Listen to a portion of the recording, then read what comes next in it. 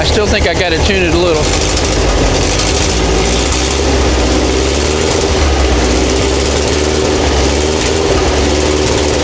Not 100%, but certainly better than it was. I couldn't do any of that before. All right. So I don't know what the heck.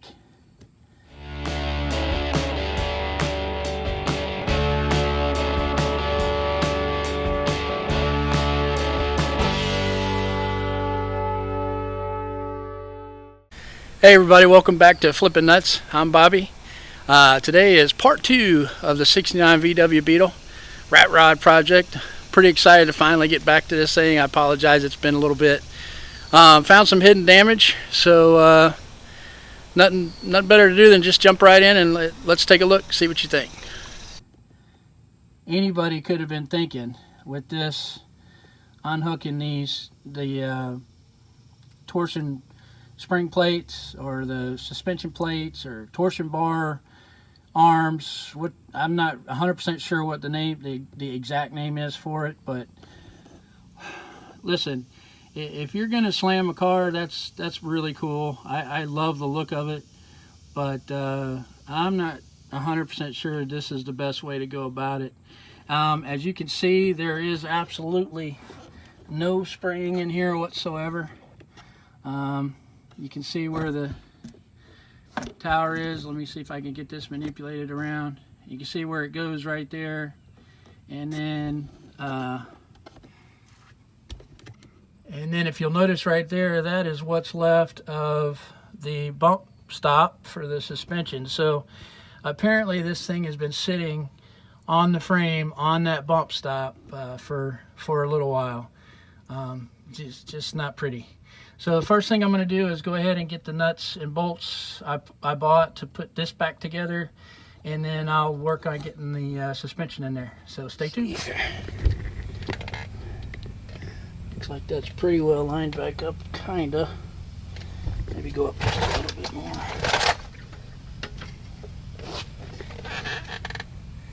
That's at least enough to where I can kind of get one started and then work my way back.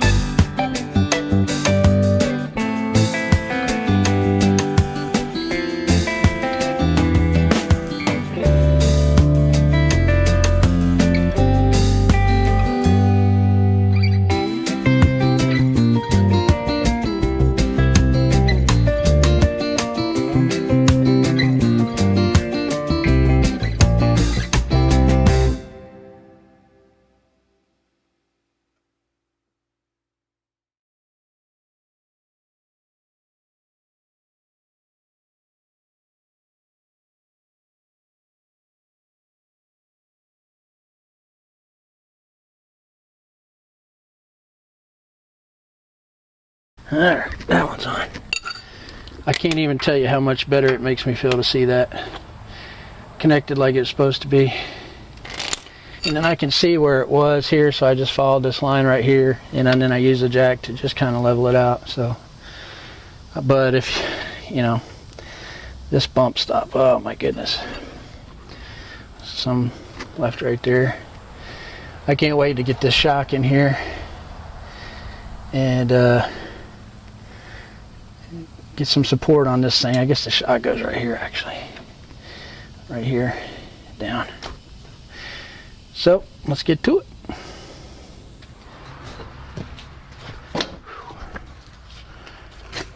Oh my goodness. I don't know if y'all can see that, but wow, what a mess.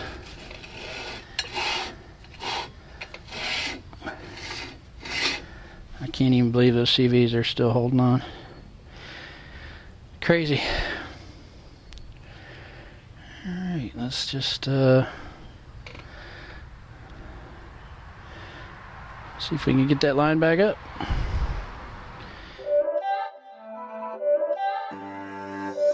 It's not a game, it's a rich thing.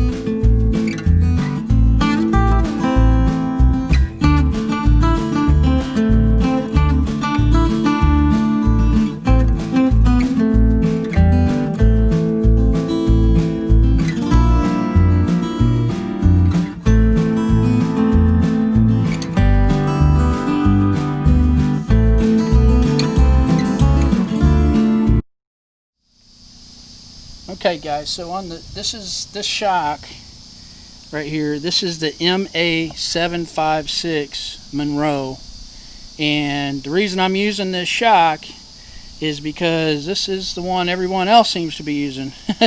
So there's no crazy science involved. It is an air shock and it is going on the front. You have to make peace with that in your own way. I'm good with it. But it does have to be modified. This needs to be drilled out by a 1/2 inch bit, and then these end pieces need to be dremeled off or cut off. Hey guys, welcome back to day 2, part 2 of the Rat Rod Beetle project. Today we're going to be kind of keeping on with the shocks. I want to get all 4 put on today. Where we left off yesterday was where I was drilling out the MA756, which is the shocks for the front of the car. You got to drill out the bottom where it connects to the lower control arm, and you got to actually cut off the extra on the spacer. So we're gonna go ahead and get started on that in the back today. And if I get lucky and get them all in, that'll be awesome, because I would really love to drive this car. I haven't had a chance to really drive this car other than, you know, the first day, which is really kind of terrifying, to be honest with you. Real quick, I want to give a quick shout out to my buddy Carl for helping me with some stuff that's going to help me do a little bit better job of editing, I hope. So you'll have to let me know in the comments. And then also for comments, we're looking for a name for this car. Right now we're calling it the Stink Bug, which I kind of like, but if you got a better idea, put it down in the comments. You never know. So let's see what happens. But let's get started.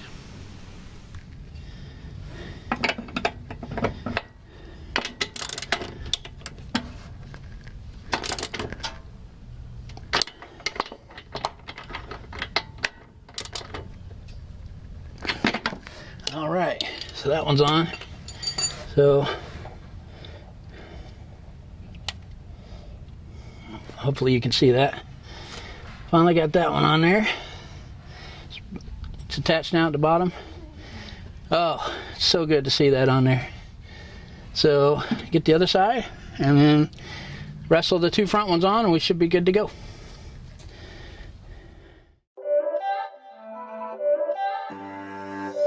It's not a game, it's a rich thing.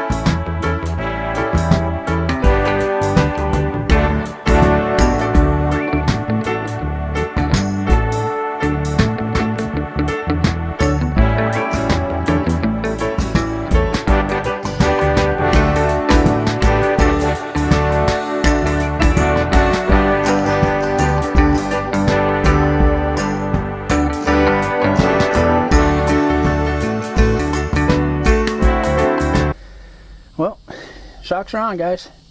So in the morning, we'll go ahead and get the air lines on. I'll show you how to run those. Actually, pretty simple stuff. And go ahead and get this thing aired up, see how it does. See you in the morning. Okay guys, so this is not the most difficult thing at all. If you can see this cap here, you're just gonna to run the line for these shocks. It's really basic. Your kit's gonna come with plenty of line. I'm leaving mine long. I'm gonna run the longest side first, and then work on the other side. So all you're gonna do, feed your line through the back, put in your O-ring right here. Okay, and then you're gonna push it in where it goes into the shock until it stops. You're gonna just feed it in. Okay, when it stops, you're there, and then all you do is screw this cap on until it's finger tight. You do not want to over tighten it. If you crush the line here, obviously air won't be able to fill the shock. You just hand tighten it. Poop, that's it. Good. So what I'm going to do is I'm going to run this line up into the front of the car here, and then try and make sure I have enough to obviously run the other side and meet in the middle. And so I will show you that when I get there. Okay, so I ran the line through here, nice and neat. I don't know if you can see that. Hopefully you can. Try to leave enough room so that I can just kind of, I don't want it pulling the line too tight and kinking it. So, and then I'll put a zip on it or something. It comes with little clips, the kit does, to help with that, with the mounting. So I'm gonna run it here, see where my halfway is, make sure that I'm good here. Okay. All right, now I'll do that with the other side. Now I'm gonna leave plenty of extra line. I am eventually planning on putting a tank in this car, and I've got 2 valves and a compressor now. I just need the tank and a little bit more of the hardware, but for right now I'm just gonna run it with the Schrader valve that it comes with, and I'll show you that in a second. Alright guys, so you know, I know it goes without saying, this car is obviously pretty dirty. I haven't had a chance, well I have had a chance, but I wanted to get it going first and make sure that, you know, I had a runner and a driver before I start cleaning this thing up.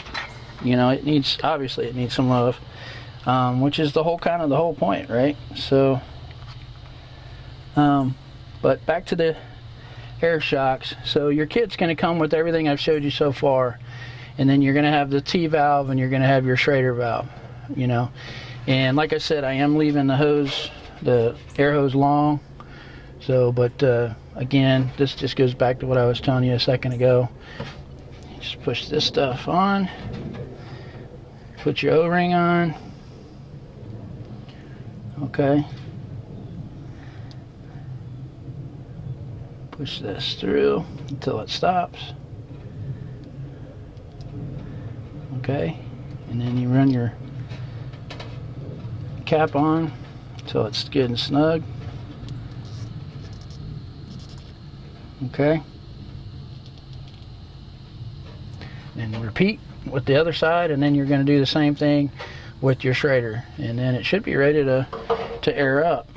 We're going to find out. So hopefully this works. Normally I would mount that Schrader valve, or like I said before, I would already have the tank so that I could run the air lines to the tank valve, but I don't have that yet. So right now I just want to get this thing where it can be driven.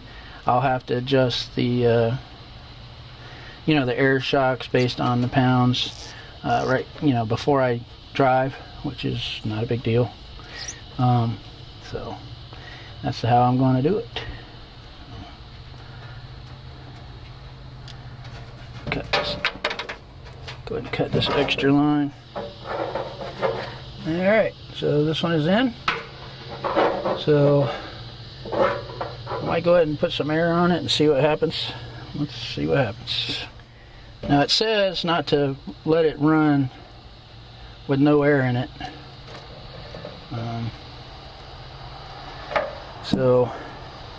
Or not to have less than 20 pounds.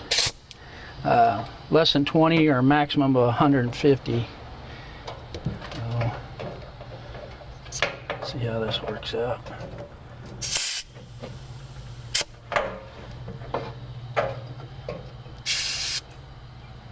Ooh, that was a quick 28 pounds there.